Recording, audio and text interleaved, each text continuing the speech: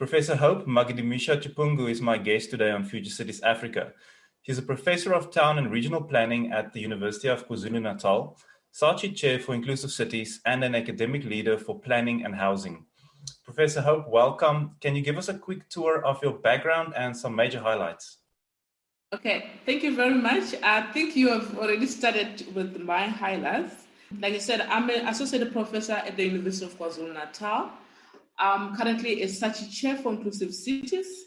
Now, my SARChI Chair is focusing on 4 domains in the cities, which is women and children, race and class, migrants, and of course, just class, how inclusive our cities are.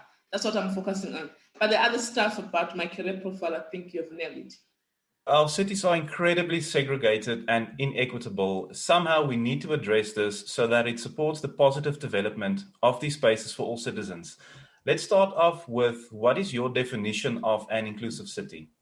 Inclusive city is not about everything being the same, right? Like what we normally do. Like people, they always think when we're talking about inclusive city, we're talking about something being the same. But it's about having a cities which everyone's needs are taken care of in a decent way. There has to be some minimum standards. Therefore, we can call that inclusive cities. But does not necessarily mean that everyone should be at par in terms of their income and all that. But we all want to live a decent life, and human rights need to be observed. That's what I define as inclusive cities. What are some of the major challenges keeping us from moving forward to more inclusive cities?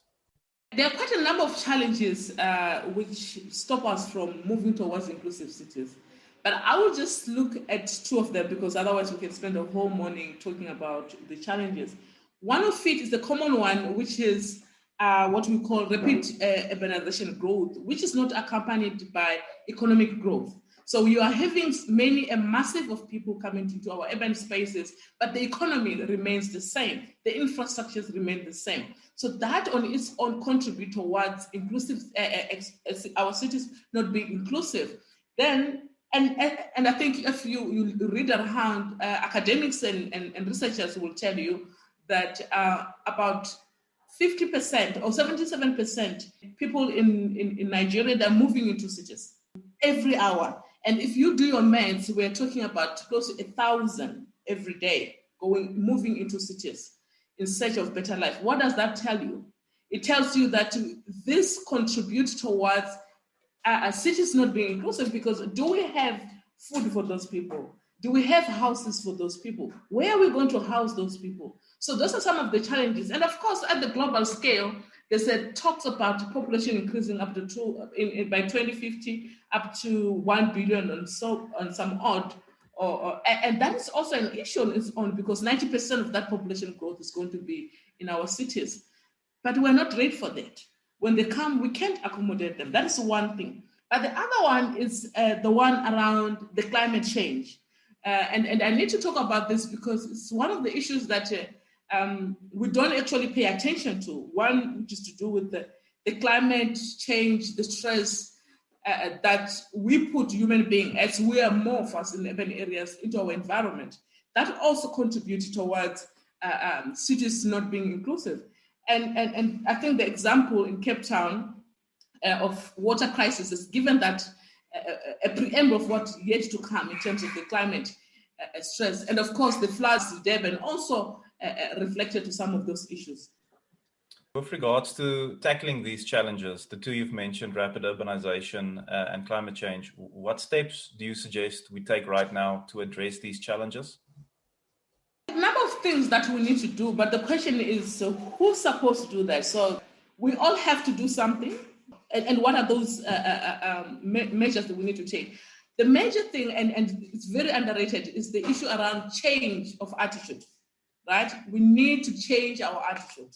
And if you look at it around most of the cities, you realize that, especially in South Africa, I've seen a number of projects, a replica of projects across disciplines, across government departments, different sphere of government. They're doing the same thing. So instead of having us doing the same thing all over again, let's work together, let's change together. We are all working together towards one common goal of improving the life of our people. There's no need for us to have so many layers and layers of projects, so many researches done out there not being implemented.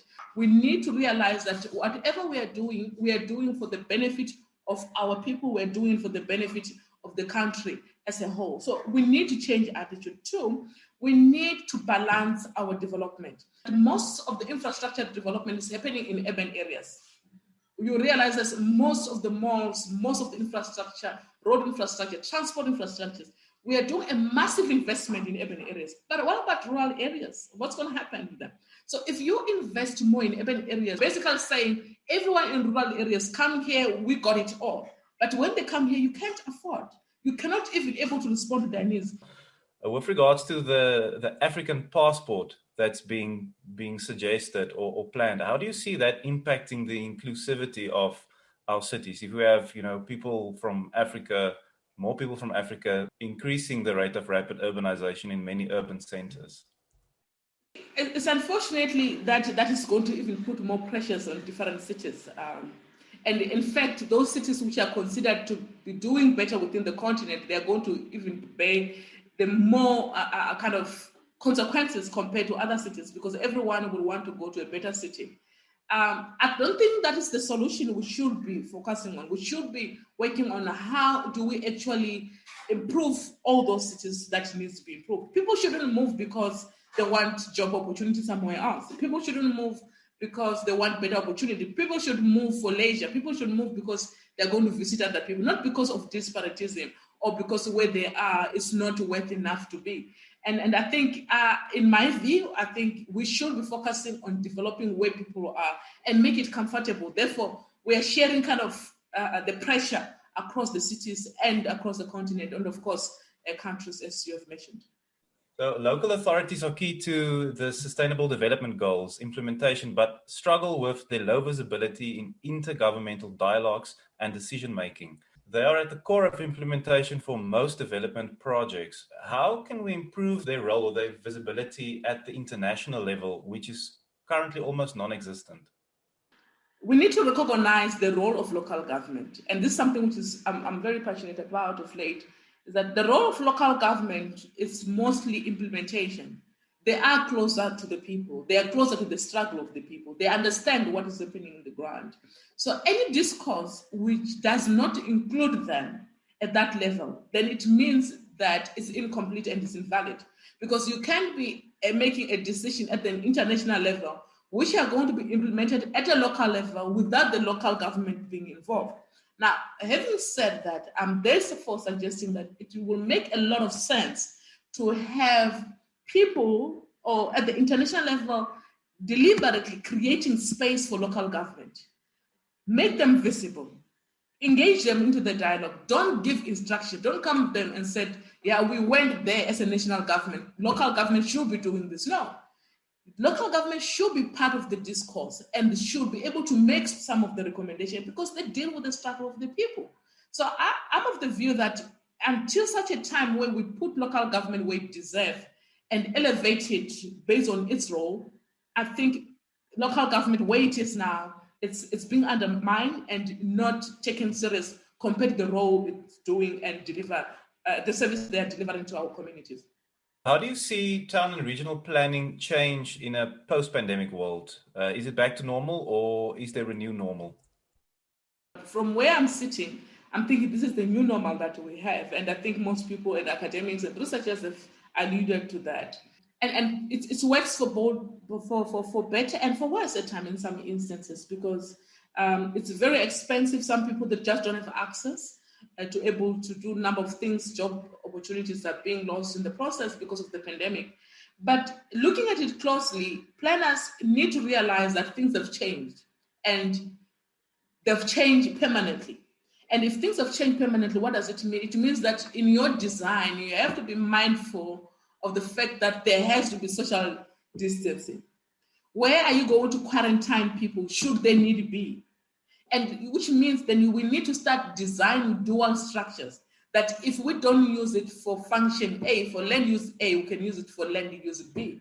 If you take a drive right now in the city of Durban, even in other cities, you will see how many, most of the cities most of the buildings are empty. People, they're at home, they're working from home.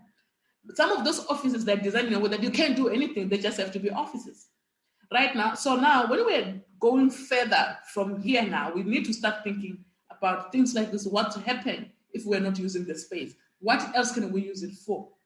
And I think planners need to be mindful of that. And going forward, this is the norm, and we need to start thinking about it seriously. If we lived in a world where magic wands existed and I gave you a magic wand, what one piece of legislation or one piece of thinking or doing would you change, and why would you do that? Okay, I think what I will change, and really I'm talking about my wish here.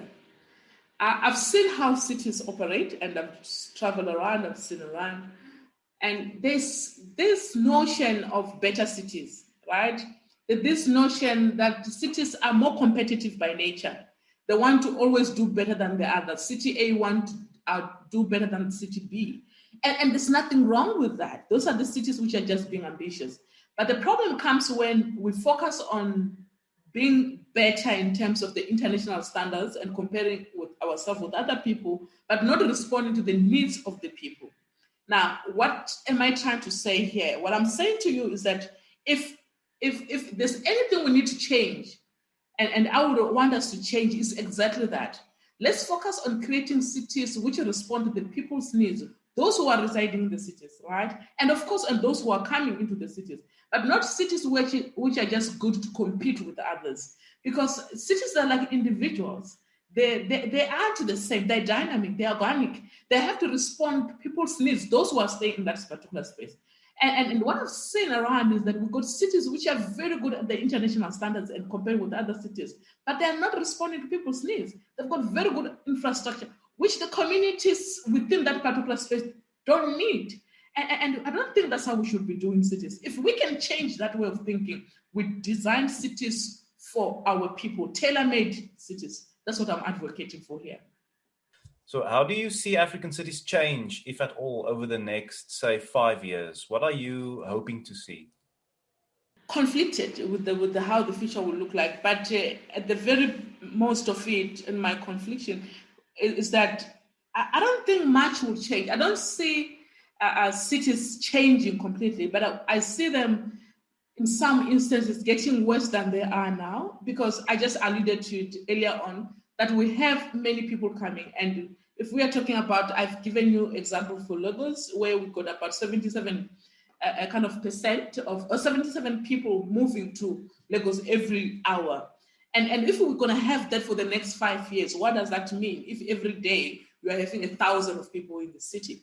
So, of course, and cities, I'm not talking about the strategies to how are we going to solve the problem. So people are coming, then what? What are the strategies to deal with it? Nobody's talking about that. Nobody's talking about how we're going to deal with these people when they come into the space. Everyone is talking about the billions moving around the cities, but what are you going to do about it? How are you going to feel them? So I don't see anything change. If anything, things are most likely to get worse. That is one thing that I think the future will look like in African cities. Nothing much will change. And as you know, the deficit itself that we have in African cities is also an issue, because we require the researchers and the finance people in the finance sectors. They will tell you that we need between 136 and 170 billion US dollars just to keep our infrastructure going every year, annually. Do we have that much? No. COVID has exposed us. We don't have that much. COVID has exposed us. We know we don't have money. If we go to level 1 today, we're finished. People don't have jobs. So futures for South African cities, it's very hanging up there. You know, it's worrying, it's concerning. Yeah, but I can't tell with certainty how it's going to look like.